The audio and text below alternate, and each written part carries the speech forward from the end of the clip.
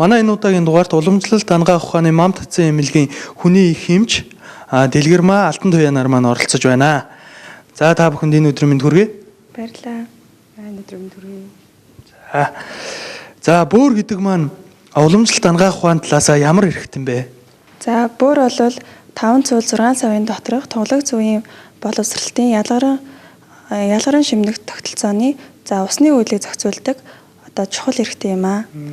За тэгээд бөөр нь бол 5 махбодын дотроос усан махбод илүү дамгаа оршдог, дамгаалсан байдаг. За тэгээд орноороо бол хийн оронд оршдог хүйтэн чанартай ийм эрхтэн байгаа.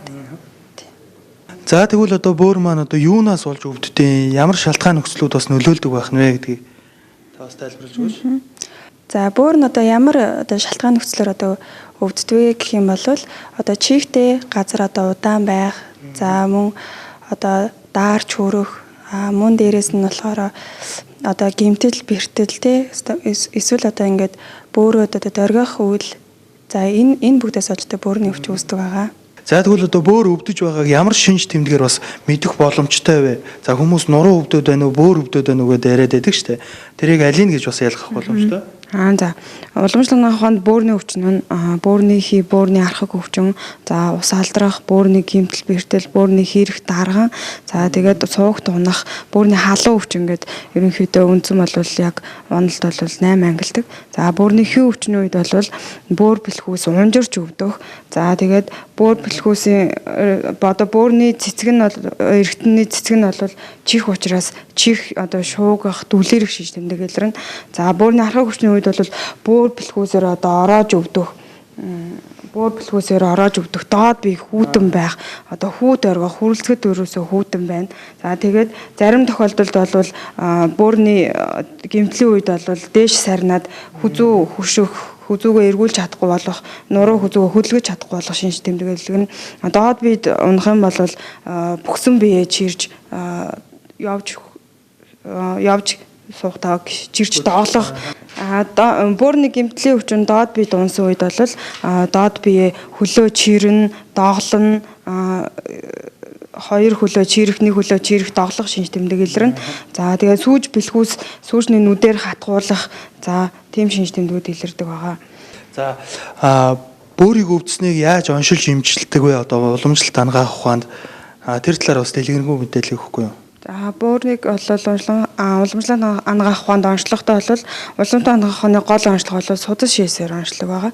За тэрнээс гадна шалтгаан нөхцөлийн үеийн юунаас болж бөөр өвдсөн, ямар үедээ ондоо эзэн гэдгийг асууж тодруулна. За хамгийн гол шинжилгээ бол судсаар онцлно. За тэгээд шээсээр онцлдог байгаа. Энэ бол уламжлалт ангаах ухааны хамгийн гол онцлог онцлогоо эмчилгээ байгаамаа. За бол өөрөө төөнүүр барьсан баг шүү. Энийг ямар үед хэрэглэх ёстой вэ? За түрүүн ярьсан бөөрийн хий, бөөрийн архаг, бөөрийн хүүтэн өвчний үед бол за хийний бэлчрүүдээр төөнүүр энэ бол утаатай төөнүүр байна. Ингээд утаатай төөнүүрийг бол хийдэг байгаа. За мөн эсгий жин, эсгий төөнүүр, бүлээн жин ингээ бүлээн эмчилгээ бол хийн хүүтэн өвчнүүдэд бол бөөрийн хүүтэн өвчнөд явна. За халуун тэр өвчнөд нь бол хануур, дэвтэлэг, хөлсийг гаргах ийм эмчилгээнүүд явдаг байгаа. За мөн ингээд төөнүүр болон ийм жин заслын эмчилгээнээс гадна эмийн эмчилгээ байна. Эмийн бус эмчилгээ гэж бас байна. Тэнд бол тарин бясалгал байж болно. Сэтгэл санааг тайвшруулах эмчилгээ байж болно. Бөөрийн хүүтэн хийний үед бол тийм эмчилгээ явагдана.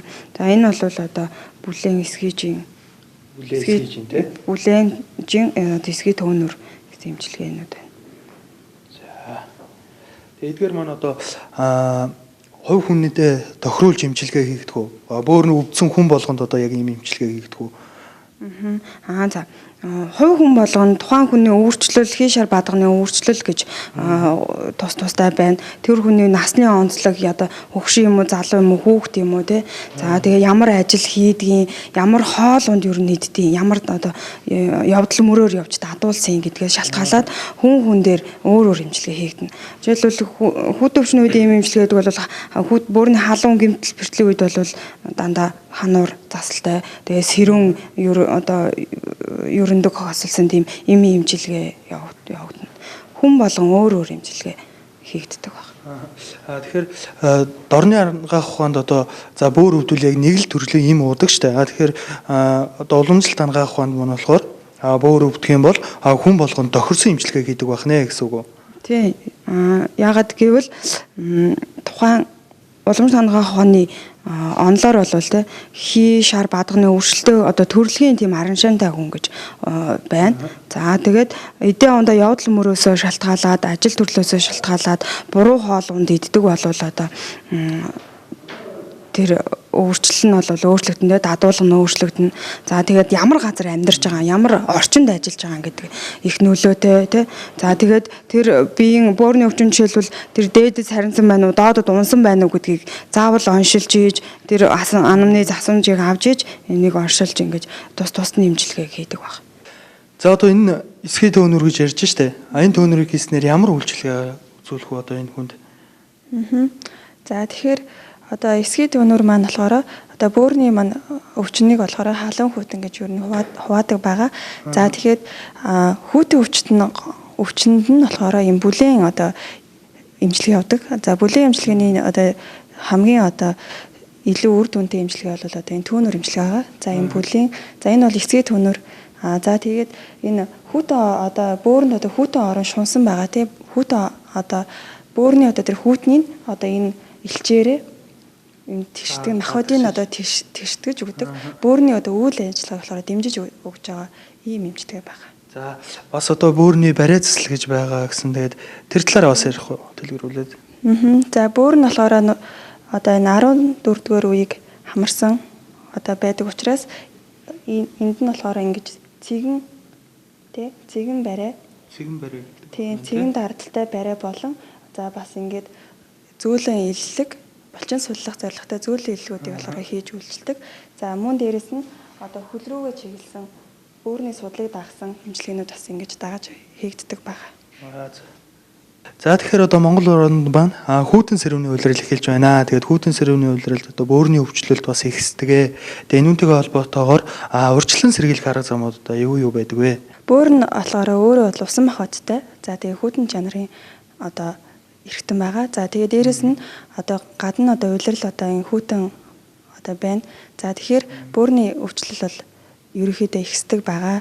За үүнээс одоо урьдчилан сэргийлэх зорилго нь хэм болвол за дулаан хувцлах хэрэгтэй. Доод бие тий дулаан хувцлах одоо тийм өслөг гаралтай хувц өмсөх сайн байна. За дээрэс нь дотроосоо идэж ууж байгаа зүйл дээр сэрүүн арилгатай зүйл буюу одоо ногоо, жимсгэн энийг бол багасгах хэрэгтэй. За мөн одоо будаа тий сэрүүн арилгатай будааны төрлийн зүйлүүдийг хориод бүлээн шимний арилгатай буюу адууны мах, хоньны мах за тэгээд шүл устай тийм бүлээн арилгатай хоолундыг төлхөө хэрэглүүл их сайн байгаа. За мөн дээрэс нь одоо хүн дэмгийн одоо өөрхтэй өргөх эдгээрийг бол бас одоо төвчээд болох хэрэгтэй байгаа. Багасгах хэрэгтэй. Тийм багасгах хэрэгтэй. Тийм баг. Бөөр өвчлснөөр бусд эргэтэн тогтолцоонд одоо нөлөөлдгүү. За бөөрийн өвчнөр өвчлсөн тохиолдолд за зүрх за мөн дэлүү хотоодны одоо өвчний одоо шинж тэмдэг илрэх одоо магадлал байдаг. За яагаад гэх юм бол бөөр болохоор усан махбодтой эргэтэн байгаа. За түүний нөхөр эргэтэн болох зүрх одоо гал махбодтой зүрх за мөн шороо махбодтой дэлүү хотоодн дээр одоо өөрчлөлт бол илэрч болдгоо. За энийг болохоор уламжлалт анагаах ухааны зүгээс бол онцлогоо тэгээ судас шээс онцлогоороо мэдэх боломжтой байгаа. За энэ удаагийн эрүүл мэндийн маань уламжлалт анагаах ухааны мамд татсан эмнэлгийн их эмч Алтан туяа Дэлгэрмаа хоёр маань оролцлоо. Ингээ та хоёртаа баярлалаа. Ажлын өндөр амжилт хүсье. За баярлалаа.